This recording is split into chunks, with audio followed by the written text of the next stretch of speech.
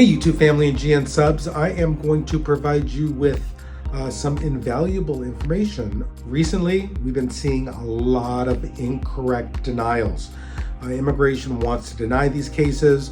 They want to issue what's called NTA, notice to appears, to go to court to see an immigration judge.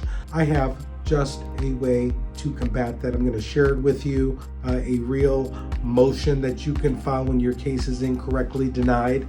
So, hey, got a lot to get to today, so let's get at it. Hey guys, because of the recent policy, there has been a lot of denials, incorrect denials. And this is what's happening. So the denials are coming from requests for rescheduling interviews at the field offices. It's coming from responses of notice of intent to deny, notice of intent to rescind, as well as RFEs. So what's happening is even I've been sending responses within a week's time.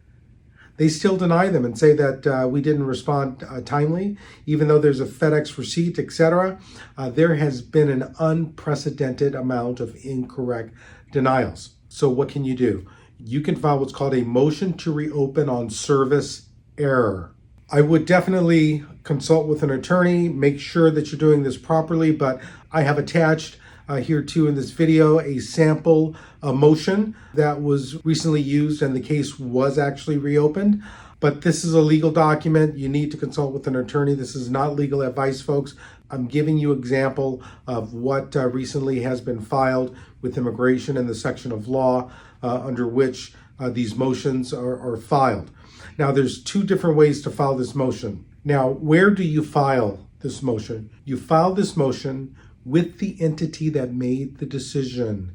The last decision that was made, that's where you file it. For example, when you file an adjustment of status in I-485, you file with one of the service centers, the National Benefit Center, etc. Then the case is sent to a local field office for the actual interview.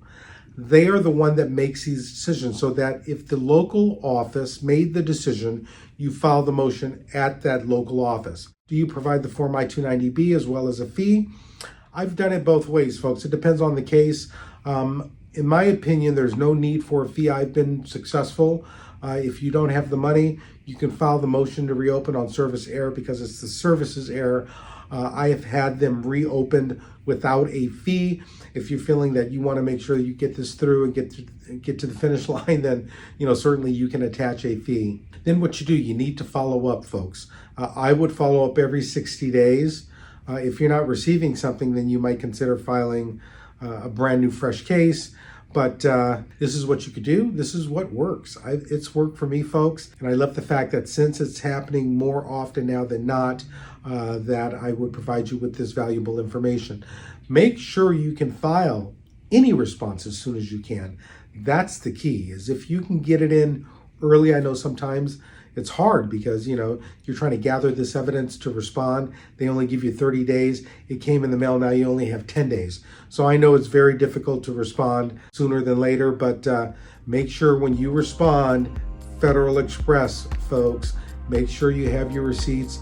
Use the motion to reopen on service error and get your case reopened. Hey, thanks so much for watching GrayLaw TV. Click below, like, and subscribe. And for those of you who are new to the channel, you can always get me at graylaw.com. Go to my website, check it out, and we'll see you next week. Take care.